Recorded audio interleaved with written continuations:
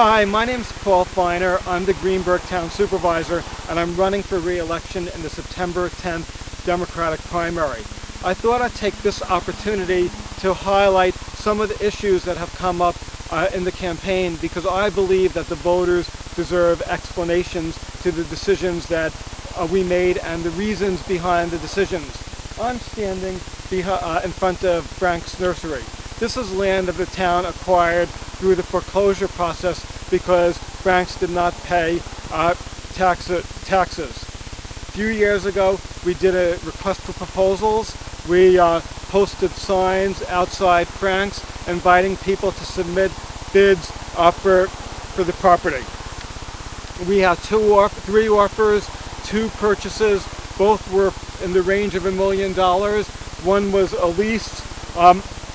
House of Sports indicated that they would not bid on that property at that time because it was next to high tension wires.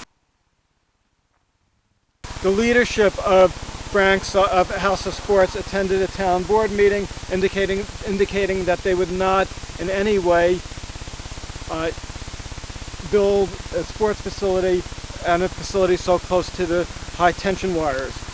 Since then, House of Sports and Game On have both expressed interest in the property.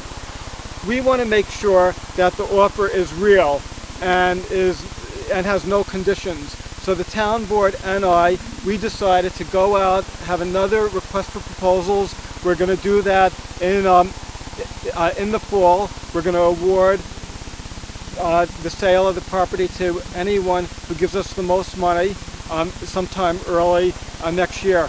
There's going to be some requirements. They're going to have to come up with all the money immediately, and there will be no conditions, and they will be required to clean up the contamination. So we'll be getting revenue.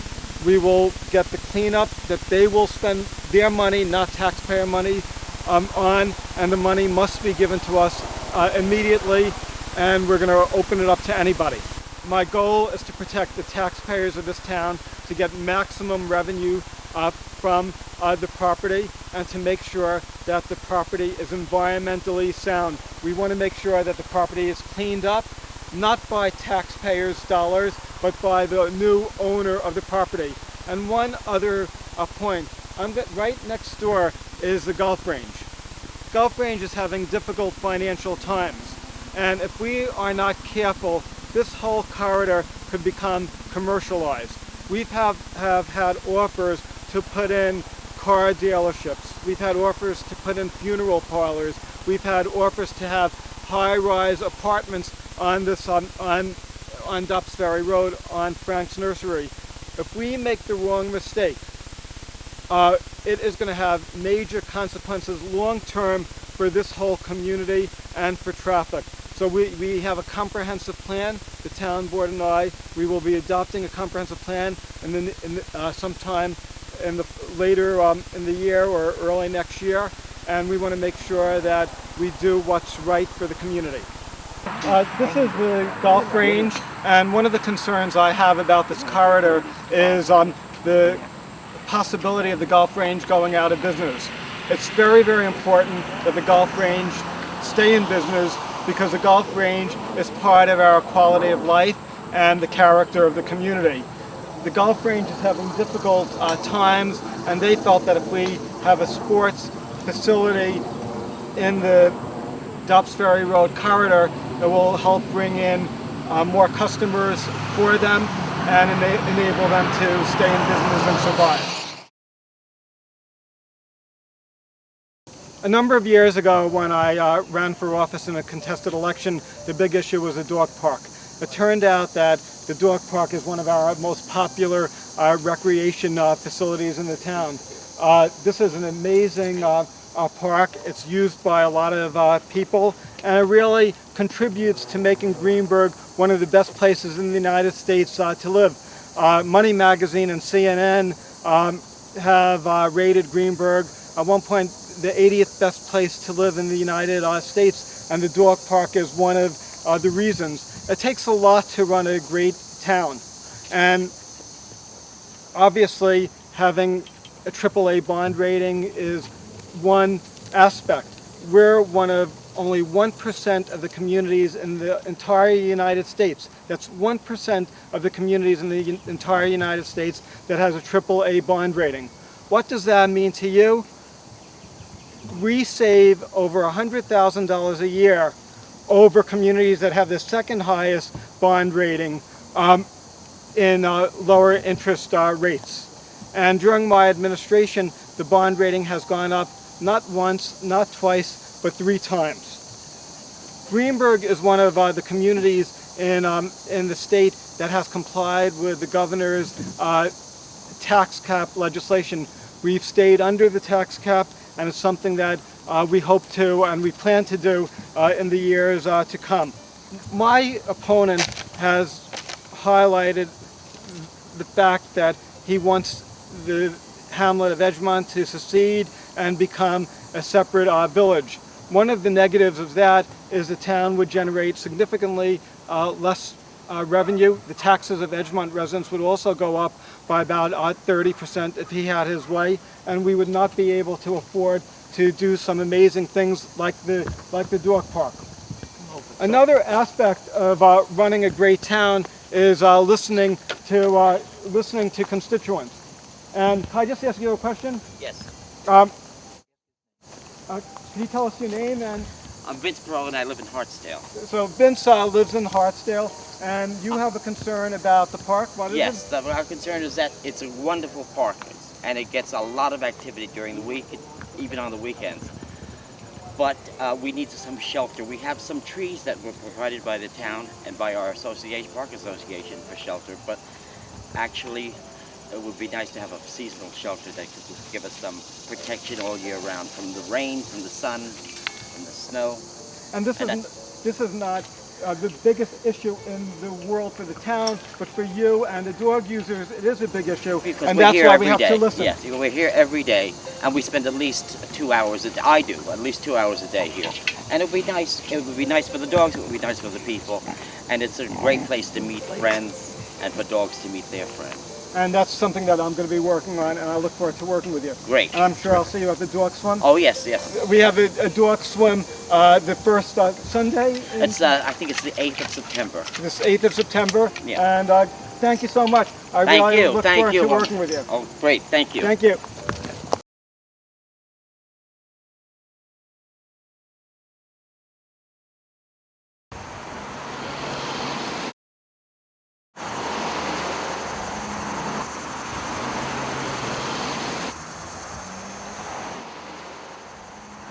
One of the big controversies in the campaign is over the Fortress Bible Church.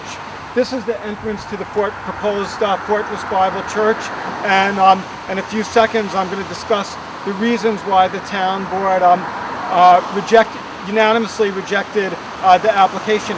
I should point out that members of the town board and I support churches, we support synagogues, we've approved a number of churches and synagogues in the town since I've been town supervisor. This location is simply too dangerous for a church, a large church and a school to be built. Why did the town board reject the Fortress Bible application, and why did we reject it unanimously when we've approved many other churches and synagogue applications over the years, as well as schools, religious schools? The reason is simple: traffic, traffic, traffic, traffic. Safety, safety, safety, safety. Those are our concerns. Traffic along Duff's Ferry Road would have inadequate sight distance heading from 100A to 100B to the church entrance. Cars heading southbound on 100B approaching the site would come over the hill and have inadequate stopping distance to the church entrance. If there is a light, and at one point we were considering a light, there'd be rear end collisions. No light, there'd be rear collisions, as well as unsafe traffic movements due to ingress and egress from the sites. Cars would experience safety issues on entering and exiting the site. We also, and this is a dispute that I have with my opponent, he says we have no insurance. That's not true. It's misleading. We do have insurance coverage. The issue is how much will the insurance companies pay. This church is also a 500-member church, 150 student school, and we wanted the church to mitigate some of the impacts and have some compromises. They were not interested in compromising with us, and that's another reason we rejected the application. The quality of life is of extreme importance to members of the town board and myself, and your safety is also of extreme importance. And finally, I wanted to mention that the two civic associations in the community that are closest to this location were very much opposed to this project because of safety considerations. Flooding is a major issue in the town. We're right now at Babbit Court. This is the location that always floods every time there's a major hurricane or storm. What has the town done? We've done a number of things. We got a federal grant to uplift some of the homes, like the house you see over here. So the homes are basically on stilts. We also got a grant to buy out a home because some people, every time it floods, they just can't take it anymore and they just want to move out. So there's a woman who is selling her house to the federal government. In addition, for the people who want to stay, in addition to putting homes on stilts and uplifting their homes, we also have been working with the village of Elmsford, and we were the first community in the region to do so. We have crews clearing debris, trees, obstructions from the river, and it seems like it's working. In fact, a couple of years ago when we started this, Senator Schumer had a joint press conference with me, and he praised the effort that the town of Greenburgh was launching. We're going to continue to work cooperatively with the village of Elmsford and try to address flooding on Babbit Court in North Elmsford, help some of the businesses, and and address this major quality of life problem.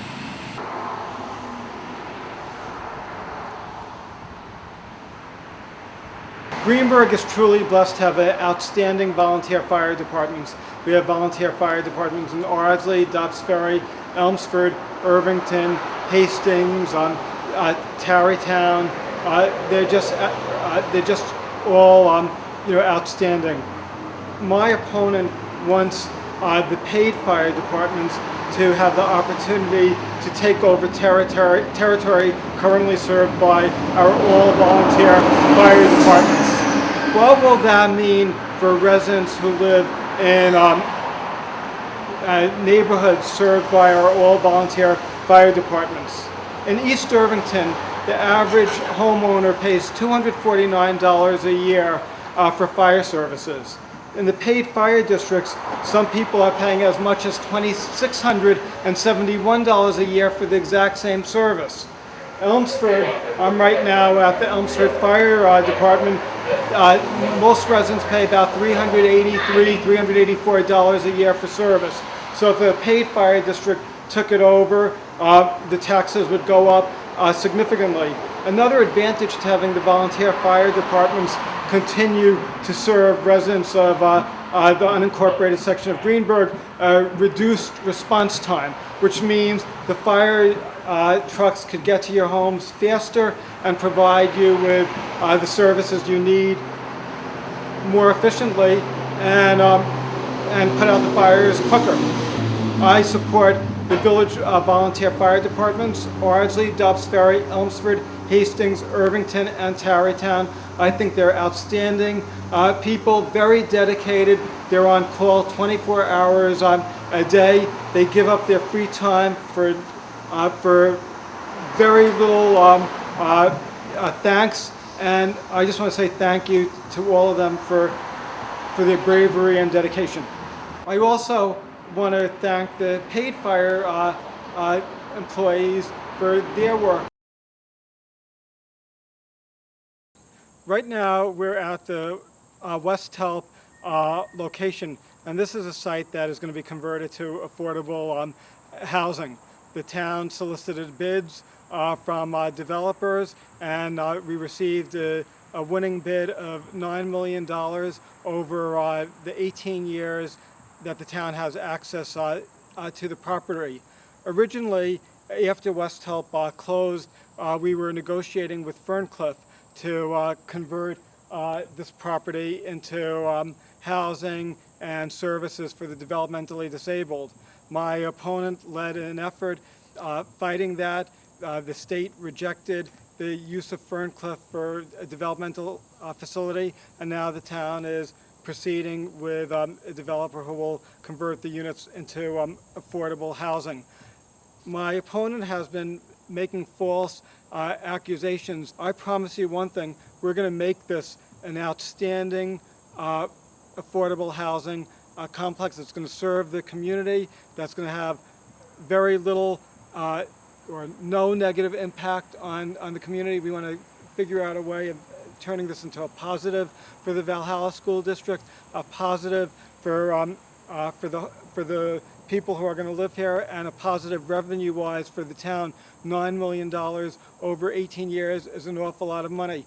One of the things that contrasts me with my opponent, he's a litigator. Litigators, it's win or lose. Town supervisor has to be win, win, win. I want the neighborhood to win. I don't want a negative impact on the school district. I want the families who are going to live here to win, having a great quality of life in a campus-like environment. And I want the town to win by getting a lot of money. My opponent claims that West Help has been run down, it's deteriorating. If you look over here, you could see that the condition of the buildings are actually in pretty good shape, and I think a lot of people are really excited about the opportunity of moving into the facility once it's converted into affordable housing. My opponent and I differ on the future of the Theodore Young Community Center. For many years, my opponent has called for the merging of the Theodore Young Community Center. I think that would be devastating. This program, this community center provides outstanding programs and services to the community and should not be combined with the Parks Department. My opponent and I also differ because he wants to eliminate our after-school program that is run out of the Theodore Young Community Center. In fact, he said on November 30th, 2011, you don't need an after-school program. I have no time to waste with this garbage. I promise you that if I'm re-elected, we're going to maintain and improve the services at the Theodore Young Community Center, and we're going to continue to have an after-school program, which, by the way, is funded in large part by a private philanthropist, the Pat Lanza Foundation. They contribute 6 figures to the program. Our exposure program at the Theodore Young Community Center does amazing things for young people. They provide children between the ages of kindergarten and 8th grade an opportunity to learn about the real world. They invest in the stock market. They actually put money and become shareholders in the stock market. They open up bank accounts. They learn life skills that will serve them well. Wouldn't it be great if a future Bill Gates or Mark Zuckerberg comes out of the Theodore Young Community Center after school program? That's my goal. I should also mention that the town board recently received a grant where we did major improvements at the center. There's a new gym floor at the center paid for by FEMA dollars. We got a federal grant to install solar hot water heating at our indoor pool. We're doing some amazing things. We're also put LED lighting, which I supported. And one of the things that I'm proud of is early on, when I first got elected as town supervisor, I was able to persuade the state to fund a 2nd floor addition at the community center so they could do more things. The town of Greenburgh has provided some real leadership when it comes to affordable housing. We've done more than many other communities. In fact, there's a federal lawsuit that requires the county to build over 750 units of housing, and Greenburgh is exempt from compliance because we've done so much. We've approved affordable housing throughout the town of Greenburgh. During my administration, we've approved affordable housing. We've turned foreclosed property to the village of Hastings, to the village of Ardsley. They're going to be building some beautiful new affordable housing complex at the Water Wheel across from Macy Park in Ardsley, and this is a real pride of mine. I worked very long, very hard to get this approved, My opponent spoke at a hearing criticizing it, and he supported some of the immediate neighbors who were opposed to the complex. This affordable housing apartment complex is fantastic. It's an outstanding location. It's within walking distance of the White Plains train station. It's within walking distance of the city of White Plains, and it's within walking distance of 119 bus stops and Central Avenue as well. I'm committed to doing more when it comes to affordable housing, and have a number of initiatives planned so we can improve the quality of life for working families who need a good, decent place to call home. The town of Greenburgh has done a lot when it comes to economic development. Regeneron, which was rated the world's top #1 biotech company, is located in the town. Dannon Yogurt has their national headquarters across from Greenburgh Town Hall. Madison Square Garden, during my administration, decided to place their training facility for the Knicks and Rangers and Liberty teams in Greenburgh. But there are some disappointments. One of the reasons why this place is closed was a deli, was because my opponent helped organize a fight against some modifications. Deli Delicious wanted to have a turnaround so people could actually stay in their car and order their delis, similar to what many stores already do. My opponent fought it. He was able to persuade the zoning board to reject the variance, and as a result we have a closed good business that was an asset to the community. This is now an eyesore. We have to remove the eyesores. We have to work with local businesses, with small businesses, give them the opportunity to be successful, not fight them when they're trying to survive. These are just a few of the issues that have come up in the campaign. I'm very excited about participating in the September 3rd debate, which will be held at the Hastings Community Center on September 3rd at 8 p.m. And if anybody has any questions or concerns, please call me at home. My home phone number is 478-1219, and I would be more than happy to respond to any of the campaign issues as they come up. I'd like to thank you for watching this video presentation highlighting some of the issues that has been discussed in the past couple weeks and months. And I also would like to encourage everybody to feel free to call me anytime we could be of help. This is the Greenburgh Town Hall. My office number is 993-1540. My home phone number is 478-1219. My cell number is 438-1343. You could always reach me. We'll make house calls if you have any government-related problem, and we're available every day of the week. This is Judith BEVILLE, the town clerk, and she's running with me Tuesday, September 10th in the Democratic primary. As your town clerk, I just want to say that my office is always accessible. Over the past 6 years since I have been town clerk, I have expanded and developed my office into a more user-friendly, people-oriented office. We welcome our residents and the public at any time. My office number is 993-1504. Thank you, Paul. Thank you. Good luck. Thank you. Good luck to you.